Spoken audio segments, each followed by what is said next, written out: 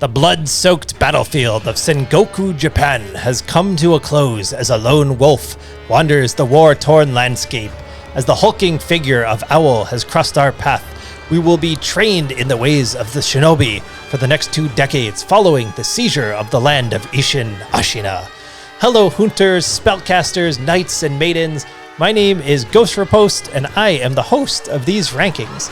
We've finally come to the last entry in our FromSoftware boss ranking series, as we've now completed Demon Souls, Dark Souls 1, 2, and 3, Bloodborne, and even the Bloodborne Chalice dungeons. All of those videos are linked in the description. I want to also take a second to thank everyone for the support. It really does inspire me to keep making the best videos I can for the community that loves these games. I'm truly grateful that everyone seems to get enjoyment from them. Thank you as well to anyone who checked out the live stream when I began making this video. I really had a lot of fun with you guys and started feeling more comfortable by the end, and will definitely do more in the future. Coming back to Sekiro, the last few weeks has made me even more ecstatic for Elden Ring. While Elden Ring is going to be much a successor to Dark Souls, Sekiro is FromSoftware's most recent work, having won the 2019 Game Awards Game of the Year title. While the game features different mechanics, given the masterful bosses in Sekiro, I could only imagine if FromSoftware continues to evolve and expand on everything they've learned over the past decade, we may be looking at one of the best games ever made. Hype and hopium aside, there are actually only 16 total main bosses in Sekiro, including Genichiro of Tomoe and Emma the Gentle Blade. And with a couple of exceptions, almost every one of them is fine-tuned to perfection. I did exclude the Great Serpent as a boss, as I used the Reflections of Strength as the definitive main boss list, and considered the Great Serpent more of an environmental hazard and storytelling device than a main boss. Lastly, as a reminder, our rankings are determined by boss aesthetic, arena design, soundtrack, lore or story, and gameplay. As always, it's not perfect, but it forces me to put more thought into each boss and makes the rankings a little bit more interesting. One last caveat, all of these rankings and the descriptions are based on fighting the boss straight up, as I know there are numerous ways to cheese many of these bosses. Maybe in the future we'll do a top 10 bosses you can cheese rankings.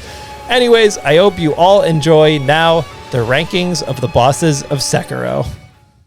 Shinobi Owl.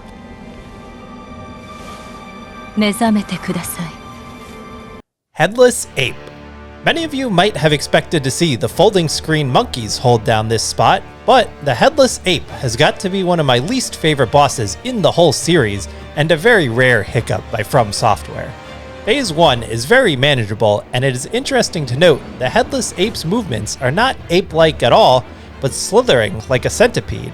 That aside, not only is it a repeat encounter, but it is a repeat encounter that throws the player into a situation the mechanics of the game aren't really designed around. While it is possible for skilled players to no-hit the boss, the average player will likely be left very frustrated. Yes, you can strategically use firecrackers to create some separation, and the mate's posture gauge builds up very quickly, but the ability to manage the camera in this fight has always made this an awkward task to me. The design doesn't blow you away either, as Headless Ape's female friend is just a generic giant monkey. One interesting note, however, is that if you manage to kill the Headless Ape before the brown mate, she will actually simply sit down and fade off as a spirit. In fact, the remnant for Headless Ape mentions, at one time the guardian ape shared its den with a mate, but he alone became infested while the other passed away. Basically, he had to watch his mate become old and die while he stayed undying. Quite a tragic story for a tragic boss fight.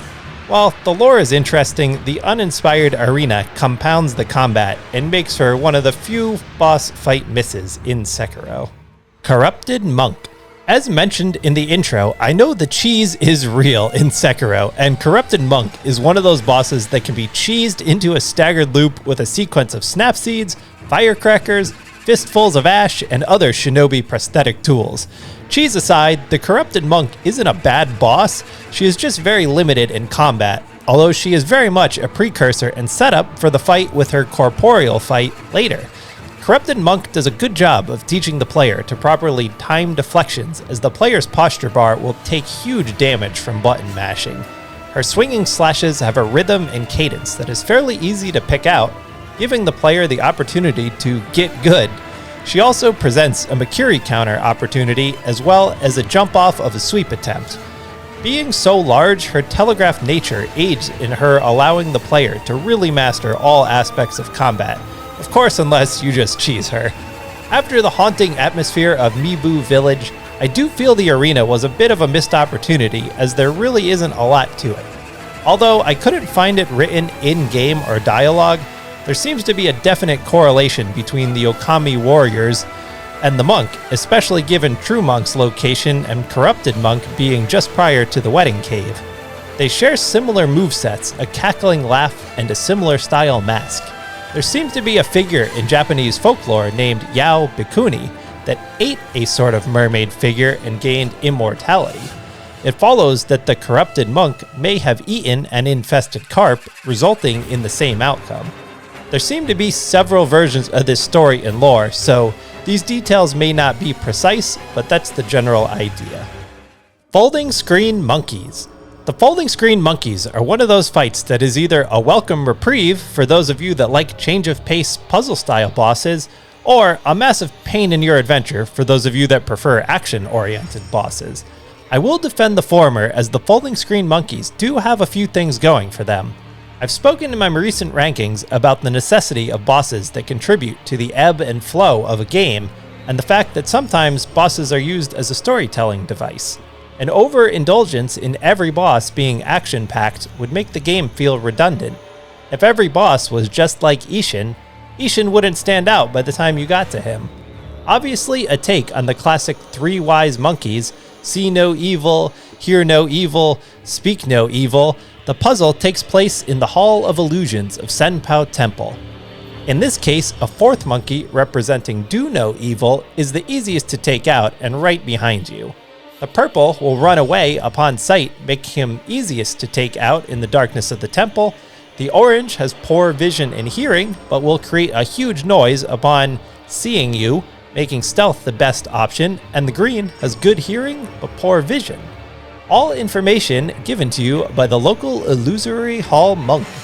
While the combat may not be everyone's favorite, Sekiro really nails the atmosphere with a haunting meditative track and a temple that creates a feeling of really being transported to a different realm. Emma the Gentle Blade, an absolute heartbreaker of a fight as we turn on our Sekiro waifu, our maiden in black, our firekeeper, our emerald herald, our doll of the hunter's dream. Should you obey the iron code and choose the Shora path, you will engage in a tragic duel with Emma. I don't love that her fight is intertwined with Isshin Ashina's, but I understand the decision from a storytelling perspective. Plus, you can later take her on solo as a reflection of strength.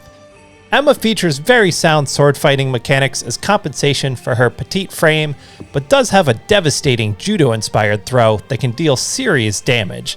She also sports a leaping thrust attack, a sweep, a lengthy series of slashes, and the classic delayed 1-2 quick attack that Isshin also utilizes.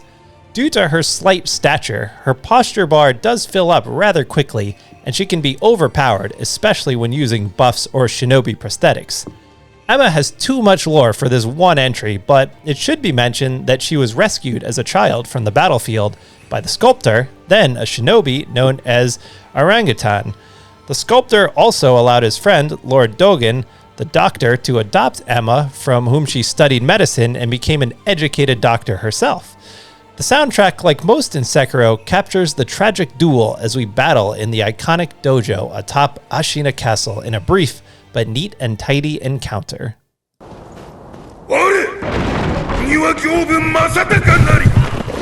Gyoubu Masataka Oniwa. Our marauding horse-riding friend isn't this low on the list because he isn't one of the most memorable bosses in the game. He's this low because there are so many good bosses in Sekiro. Usually when I make these lists, there are 5 or 6 bosses I'm fairly certain everyone would rank towards the bottom, 5 or 6 everyone would rank towards the top, and the middle of the pack is mostly interchangeable.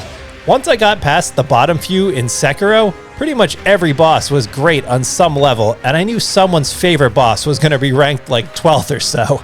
Certainly most memorable for his entrance, Gyoubu has to score high aesthetically as his intimidating figure stampedes onto the battlefield ready for war, dressed in traditional samurai gear atop his stunning steed. Who would not want this guy on their side? His combat is fairly tricky on a first run as the massive spear he wields bestowed upon him by Isshin deals massive posture damage.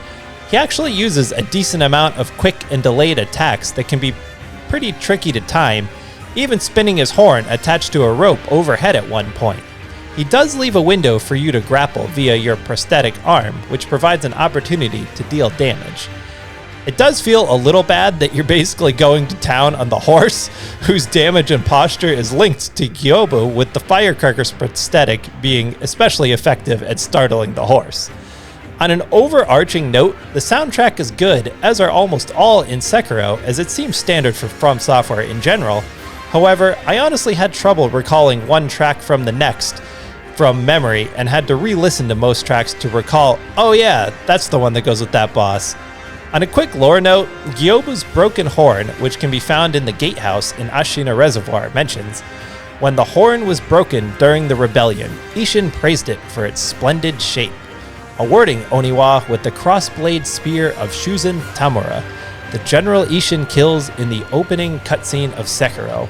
All in all, a fantastic early game boss.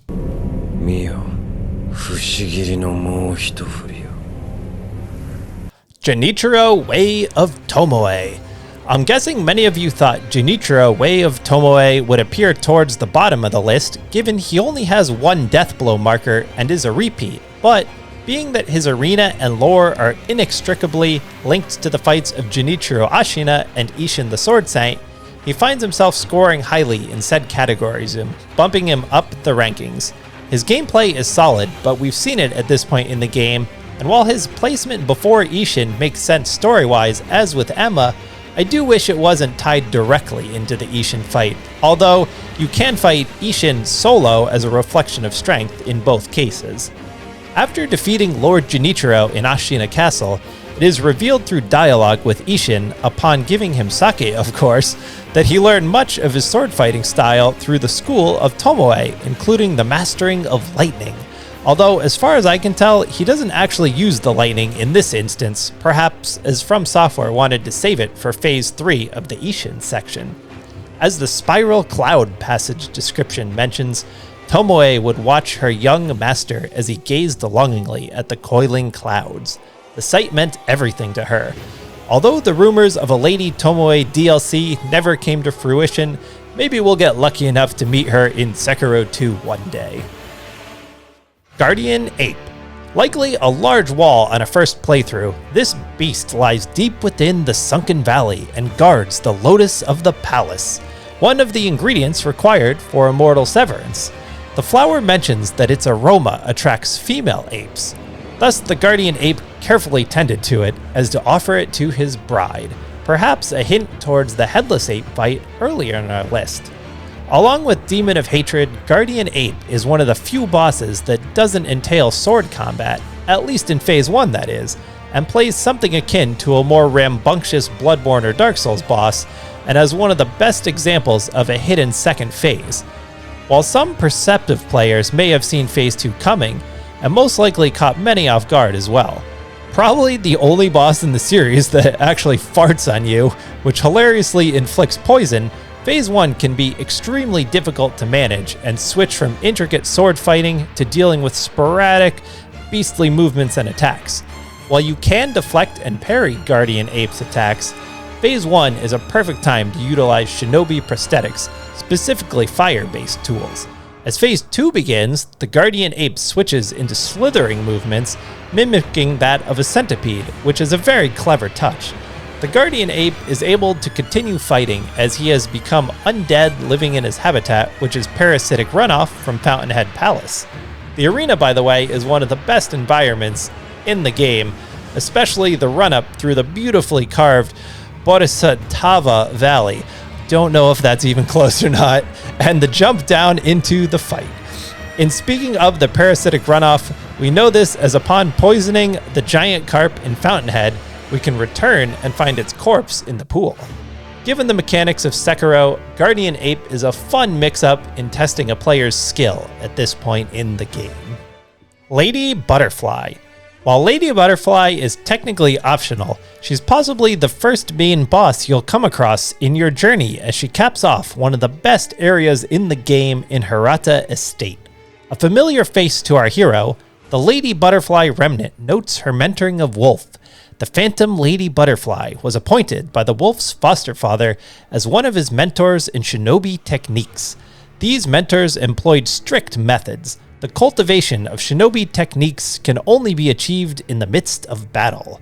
In fact, it is revealed that in Phase 1, we were only fighting an illusion of herself as she leaps off the left shoulder of the massive ornate Buddha sculpture at the end of the arena. Speaking of this arena, it is one of the coolest in the entire Souls series due to this beautiful sculpture and the nature of the burning structure. I often perhaps unfairly criticize FromSoftware for boss arenas that are simply rectangular boxes without much to them, but this is a perfect example of taking a simple structure and adding a few features to create a memorable battle space. Combat-wise, Lady Butterfly can actually be quite tricky to time at first due to her quick, intricate attacks utilizing kunai and overhead kicks, along with her leaping to safety on her illusory wire. She is quite vulnerable to step dodges, which can actually abuse her AI quite a bit. The fight escalates in Phase 2 as she introduces illusions to aid her fight, which can be handled with snap seeds, although these seeds are decently hard to come by in the early game on a first run. In addition, her phantom kunai can actually be quite difficult to dodge. It may just be that she took me quite a few tries on my first playthrough, so I heard it often, but her soundtrack is one of the better in the game, and the important post-fight cutscene make Lady Butterfly a more than solid entry to Sekiro.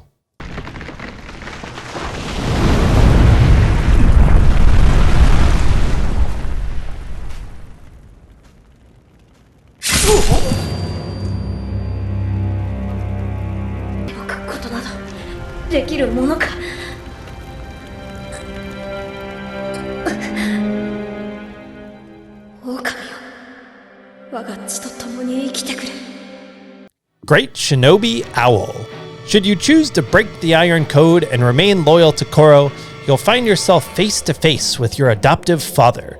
Upon interacting with Owl in the dojo atop Ashina Castle, it is revealed that he faked his own death and now seeks the blood of the divine heir in order to gain immortality. It was difficult to place Great Shinobi Owl, as I believe most players would rank Owl Father as the better version of the encounter, but this is still a tremendous boss in its own right.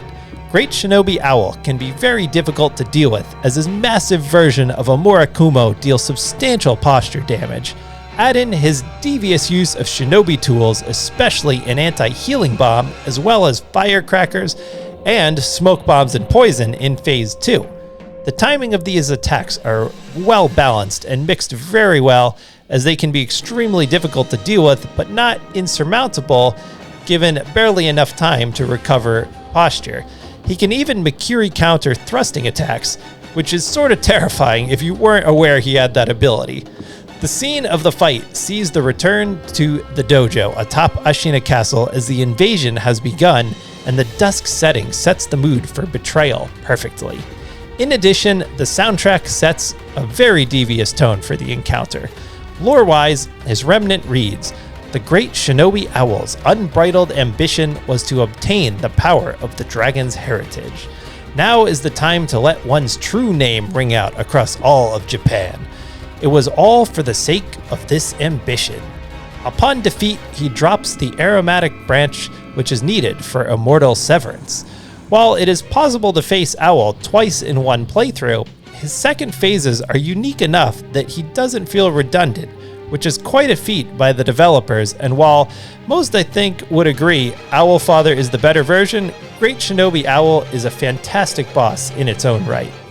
Isshin Ashina. Should you choose to forsake Koro and obey the Iron Code, you'll find yourself face to face with the legend himself, albeit an older and much enraged version, however just as deadly as ever.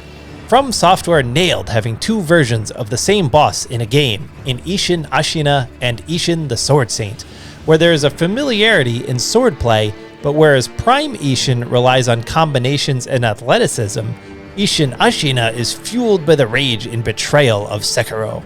It is often difficult to develop a boss twice without it being looked at as a lazy reskin, but I don't think anyone would complain about both versions of Isshin being in the game. Not to mention, you can't face them both in the same playthrough anyways. Phase 1 isn't too overwhelming, as it mostly involves typical Sekiro swordplay, but Phase 2 ramps the difficulty up to 10 and can take some skill to overcome, which it should, being an endgame fight.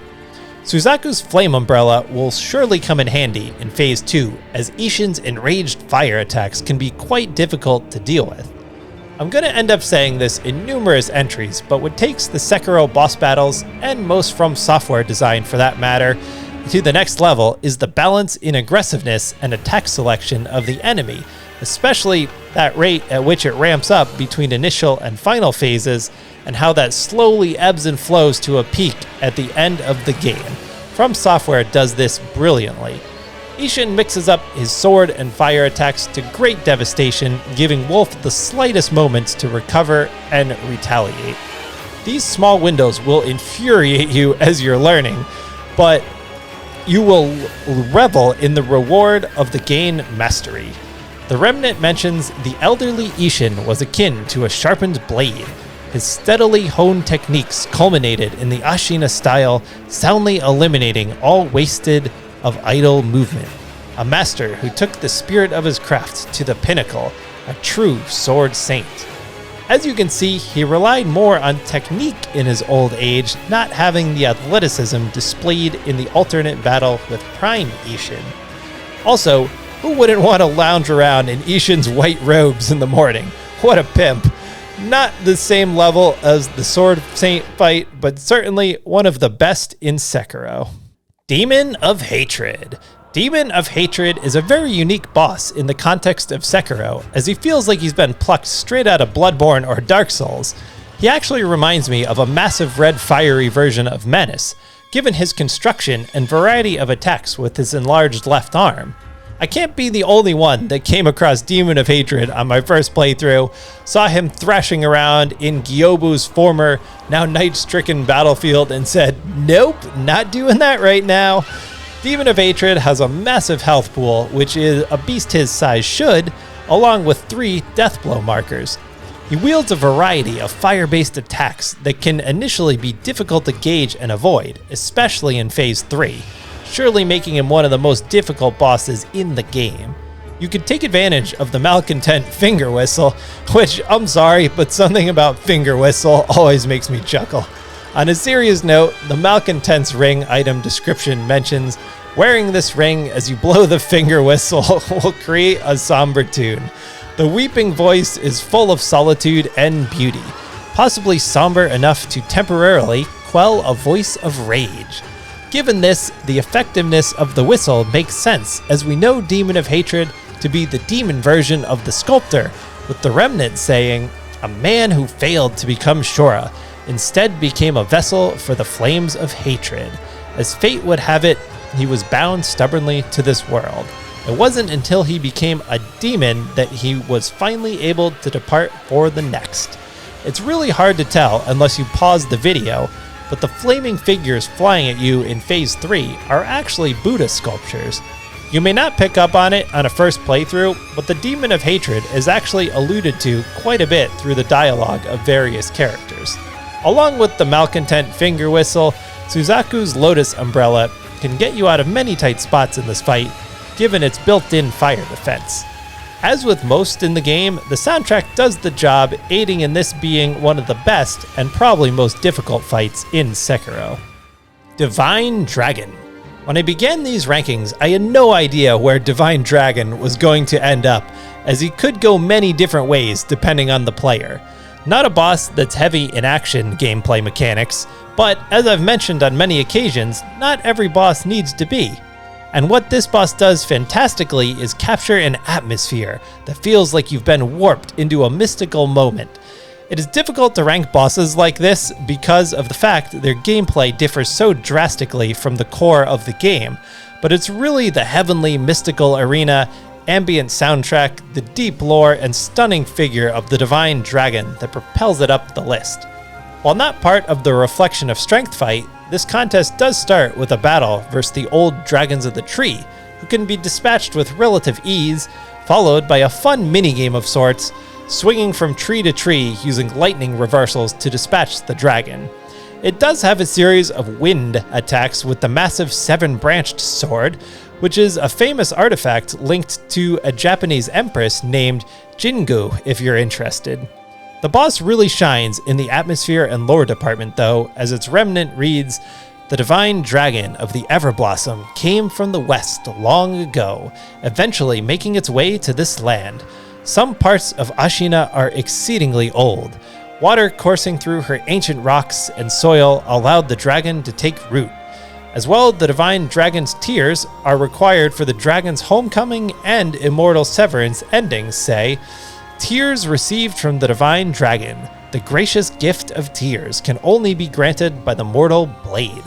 The body of the divine dragon is eternal, and its tears, once shed, will maintain their form and moisture in perpetuity. Should one of the dragon heritage partake of the dragon's tears, immortal severance will be reified." While some may say I have Divine Dragon too high up the list, I think its meaning to the story and stunning atmosphere warrants its placement here. Corrupted Monk, the second fight, also known as True Monk in the Reflection of Strength menu. If you've watched any of my other boss rankings, you'll know that I love boss battles that take place on bridges, and this is no exception. The precursor to Fountainhead Palace, one of the most gorgeous areas in any FromSoftware game, this boss arena is stunning as the vibrant red leaves delicately sit upon Vermilion Bridge. I'll be curious to see where everyone else would rank True Monk, as I think my bias in love for this fight has it a touch too high. I'm not gonna lie, at one point I even had her second before some rethinking. I'm going to refer to her as True Monk here to distinguish from the other Corrupted Monk, as True Monk is how she is listed in the Reflections of Strength, as mentioned, even though her name in the battle says Corrupted Monk at the top of the screen. A 3-part contest that challenges your deflection timing, as True Monk's massive sword does huge posture damage, with her Phase 1 being similar to the Corrupted Monk's illusory form. Phase 2 is fairly similar, but introduces some phantom forms, which makes for a nice touch, and Phase 3 is where the fight really picks up, as True Monk becomes much more aggressive, and her hosted centipede comes out and throws up a move apparently known as Dreadful Pile, which inflicts terror buildup. This third phase is really nicely balanced, as you'll have to put on your A game on a first playthrough to conquer her. I should mention, I don't normally take advantage of it, but you can propel from tree to tree via your grappling hook to gain a tactical advantage. As I've said a few times, I found it difficult to rank the audio tracks, but I thought this one held the tension really nicely. Aesthetically, the design of her massive figure in purple and gold robes with the play mask is majestic. I mentioned her relation to the Okami warriors in the Corrupted Monk entry, and adding to that here, her remnant says, "The Corrupted Monk was among the infested, standing over the Fountainhead Palace. Indeed, immortality would seem a fitting quality for the eternal watcher of the palace." Her true name is Priestess Yao. While maybe a touch high, this is a fantastic entry to Sekiro, guarding the entryway to perhaps the most beautiful location in the game. 貴様を殺しきらぬ限り留飲を我が手にはできぬ。 Genichiro Ashina. Some of you may be surprised at this, but Genichiro Ashina took me the most amount of attempts by far out of any boss in the entire FromSoftware catalog. I'm talking roughly 20 to 25 hours of attempts, and I'm not even exaggerating. While some say Sekiro is the easiest in the series, for me, Sekiro was the most difficult to gain an understanding of. After a full day or two of attempts, I finally came back on day 3 and actually beat Genichiro on my very first try that day. Weird how your brain works like that sometimes. Upon reflection, I've come to realize Genichiro is one of the most finely crafted bosses FromSoftware has ever created. His combat is a beautiful dance of sword-fighting slickness and quick-fire archery. Some of the combinations from our arch-nemesis are exquisite, and how could you not love his classic samurai armor? If you haven't mastered the mechanics of Sekiro at this fight, Genichiro will force you to do so or halt your progress immediately. Not to mention how cool this arena is, being a sword-fighting dojo atop Ashina Castle overlooking the mountains. Add on the dramatic atmosphere and lightning of the secret third phase, and you have yourself a heck of a battleground.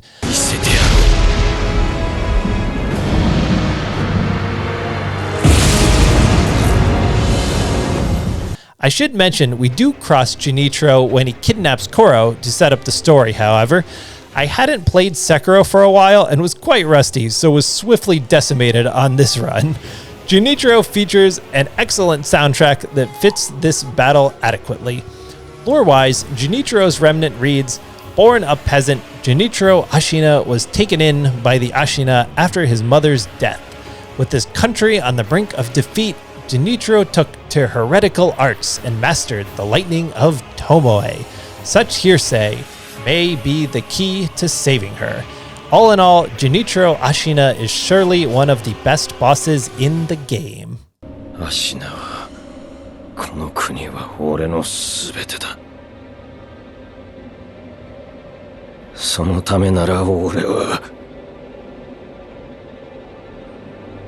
人間をやめよう。 Owl Father. The more I replay Owl Father, the more I realize this is just one hell of a boss as we return to the scene of the crime to face our demons. In drafting this ranking, I actually moved around bosses about 2 through 8 quite a bit and had a tough time making a definitive decision as they are all so good. But the more I replayed Owl Father, the more I was confident, putting him all the way up at number 2, as this Phase 2 especially really puts him over the top as an outstanding boss. The interaction and syncing of the spirit guide owl weaving through the air as you fight in Phase 2 is fantastic, especially the sequence apparently called Raging Fires, where the mystical owl produces a streak of fire followed by shadow rush from human owl. Sometimes Owl's movements can become a little erratic, but I can only imagine the effort that went into the development of Phase 2 of this fight with the amount of combat variables to account for. The setting can be argued to be the best in the game, as the atmosphere after winding your way through Harada Estate for the second time feels like a culmination of an immaculate story arc as we do battle with our adoptive father. I mean, he has mostly been manipulating us for the last 3 years to get what he wants, but even so, his remnant says Owl took in the hungry cub on a whim and raised him as a shinobi. The process was so engrossing that he hoped they might enjoy a true battle to the death someday. He got his wish, if only in an old memory. Given this remnant and explanations from the sculptor about how the Buddha works with the bells, it's not entirely clear in what realm or manner this duel actually took place, or if it manifested in the real physical world at all. As with most in the game, I can't necessarily say I recalled one soundtrack from the next from memory, but maybe I'm just musically illiterate. Also, as with most in Sekiro, it still accompanied the fight beautifully and carried the right tone for the fight. Upon defeat, Owlfather drops the aromatic flower, which is required for the purification ending. Overall, this fight is surely one of the best in the game and probably the entire Miyazaki era.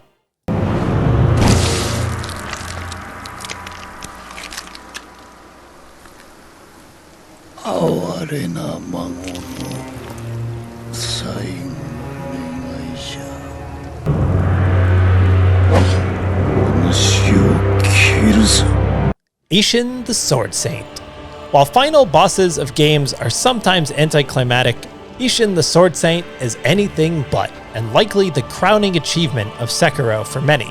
Truly a complete boss that tests all of the skills you've acquired throughout your journey, including the deflection timing, the Makiri counter, jump counter, step dodge, and even the lightning reversal. Technically, Genichiro Way of Tomoe is part of this fight in-game, really for the cutscene and story implications, but we will only be speaking on Isshin here. It does have to be mentioned, however, that his entrance to the fight is one of the gnarliest scenes in a game. Phase 1 is actually fairly manageable with some practice, as he only attacks with his katana, and it's fairly easy to bait him into a Makiri counter. His Dragon Flash Wind attack and Quick Cross Slash are the two moves to watch out for, as these both take intricate timing and can be difficult to deal with. The spear Isshin pulls from the earth in Phase 2 is actually that of General Tamura, the hulking figure Isshin defeats in the opening cinematic of the game. This is the same spear which Isshin bestowed onto our horseback friend Gyoubu Masataka Oniwa. Along with the spear, Isshin pulls out a sidearm, which perhaps was pulled from Dojin, but I couldn't find anything to verify this, so it's just a theory, as Dogen was a great inventor. When Isshin links all of these weapons together in Phase 2, it is so satisfying to master the sequence and stay with him every step of the way, often ending in a Makiri counter on his massive spear.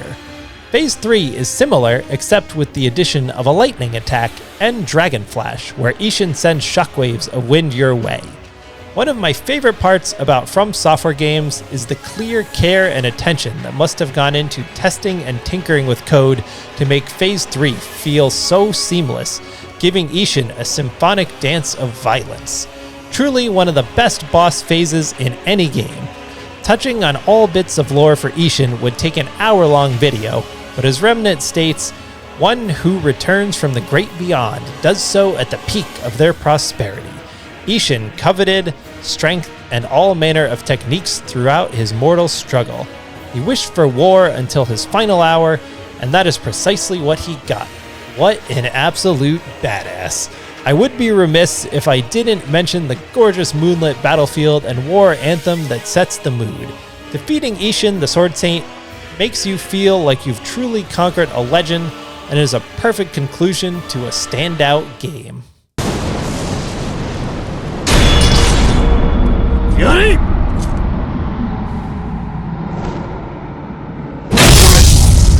Mingoto John Sekiro Sorobo. Thank you so much for joining me throughout my rankings of the entire series, as we've now completed Demon Souls, Dark Souls 1, 2, and 3, Bloodborne, and Sekiro. Next, I will be working on a top 10 things I'd like to see in Elden Ring video, as I think that would be a lot of fun and open up some good conversation to keep the hype going. A Sekiro mini-boss rankings video will be coming as well, as I actually already played the footage as I recorded it while making this video. As always, I appreciate everyone's kind words as I make my small contribution to the FromSoftware community. I keep mentioning, but I'd definitely like to begin streaming more frequently. I'd been eyeing a Demon Souls Soul Level 1 run for a while, so I may try that soon. Anyways, I hope everyone has a fantastic day. Peace. Farewell, good hunter. May you find your worth in the waking world.